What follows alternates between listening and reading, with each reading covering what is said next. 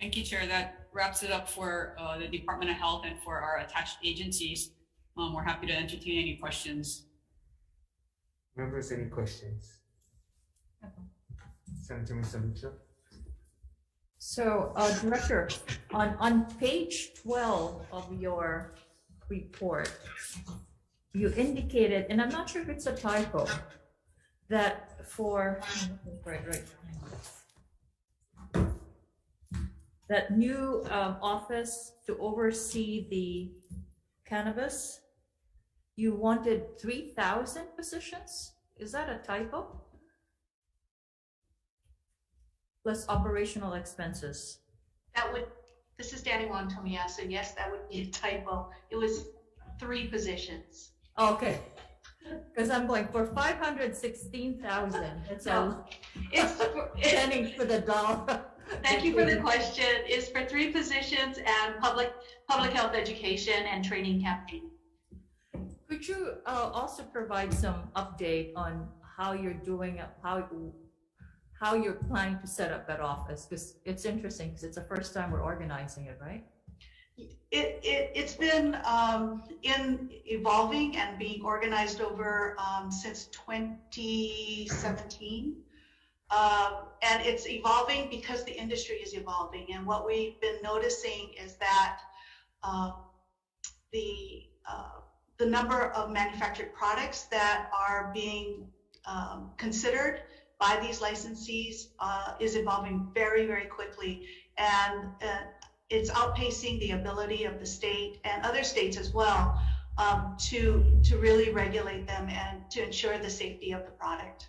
How we are being organized is originally when the program started, the registry was under one division and the dispensary was under another division because of the different expertise in those divisions. It was then combined and consolidated into one Office of Medical Cannabis Control and Regulation, which it is now. And we are now building the infrastructure. The legislature allowed us to hire positions and a program manager for that program. And so we are in the process of recruiting for all those positions now. Is that enough? You mentioned about the changes. So do you think that that's aligned with the goals that you have of regulating? I think we're learning more, Senator, and we are looking at what the needs are, and this is the reason why we're coming back this year for additional 3 positions, because we are realizing that it just does not have the lab capacity that it needs to regulate that portion of the industry. How do you assess the way it's working, the program's working? Because I know preliminarily there were some problems and issues about, I'm not sure whether it's certification, whatever that process is. Are we able to meet the demands of the public, actually? Mm-hmm. You know, I'm going to turn it over to Michelle Nakata, who is the supervisor for the dispensary, to help answer that question. Hi, Michelle. Hi, thank you for that question. I hope you can hear me okay.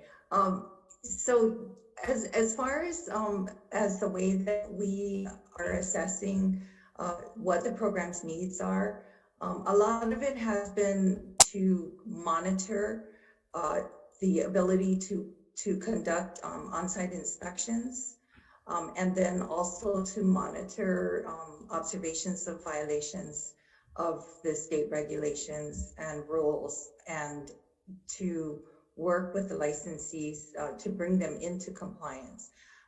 As Deputy Director Tomiyasu had pointed out, this industry is rapidly evolving and changing, and so it is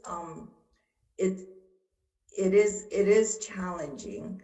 And the way that we try to address it is really to work with the licensees as closely as possible to help them to understand what they need to do in order to come into compliance and remain compliant. You know what our expectations are. you were thankful that the legislature recognized that we needed additional personnel resources, you know, and providing for a health educator and an additional surveyor inspector position, as well as a program specialist for the registry program last year. And you know, in this past year, as we look towards the expansion of products that the licensees can produce to edible products, is when we began to realize that the complexity of ensuring that those products are going to be safe for consumption by the patients. That's when we realized that what we really need, in addition, what the expertise that we needed was along the lines of laboratory testing, as well as individuals that have subject matter expertise in manufacturing and production of consumables. So Michelle, I'm not sure whether you have this off the top of your head, but how many in the last couple of years how many licenses have there been who actually had to close shop because of non-compliance? Actually, we have had none of the licensees that have had to close.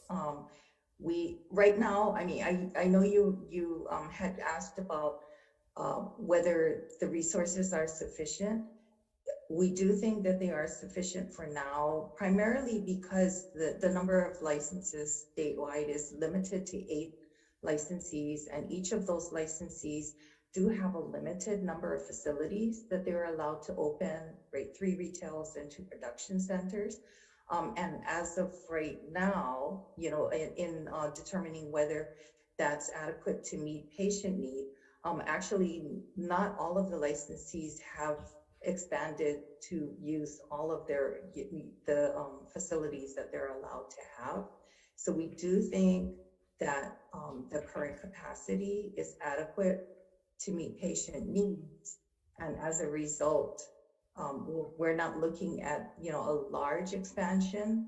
And so we do believe with these 3 additional positions, it should be adequate for at least the, you know, the upcoming biennium period. Thank you, Chair. Thank you. I have a question for medical cannabis control and regulation. Is it?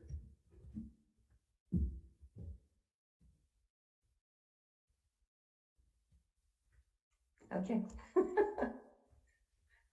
Okay, I noticed you're requesting 3 positions at 460,000. Is that correct? That's for the Page 12. I think there were 3 positions that we were. One was a laboratorian chemist position, and 2 were environmental health specialists with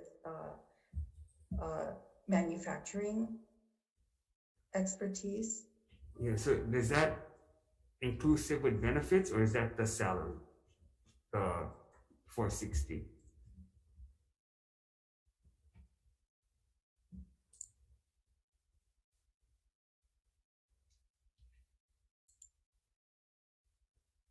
I think if Tammy is available. Tammy Whitney. Hi, sorry, can you hear me? We can hear you. Oh, hi. One sec. Let me start. Hi, okay, so what we requested was the 3 positions. I believe the salaries came out to about 146,000. The other 370 or so thousand had to do with current expenses for those positions, along with a public health campaign that we wanted to roll out. Okay, are you guys considering a medicine specialist? Not at this time. I think we were really trying to focus on the immediate needs for the dispensary program in looking at all of the manufacturing processes. Okay. So your current revenue is how much? Current revenue, so the registry brings in approximately 1.4 million a year, and then the dispensary program brings in approximately 400,000 a year. Okay, and so are you guys, all of this comes out of that all goes into special fund?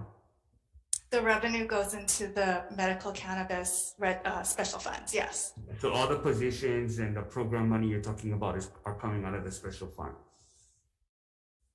No, so this last legislative session, the positions were, and our operating expenses were converted to general funds. So what are the special funds going to be used for?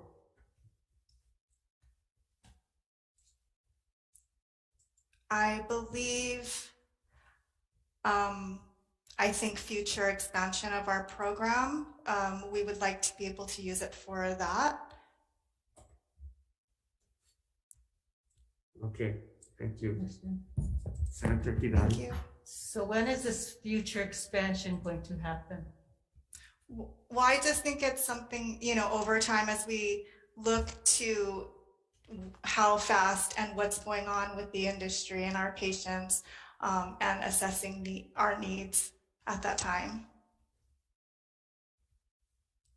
Okay, I'm not seeing the rationale as to not using special funds to pay salaries at this time until we have a plan to use the special funds for whatever. Thank you. Thank you. Okay. Okay, If not, Senator Morwaki.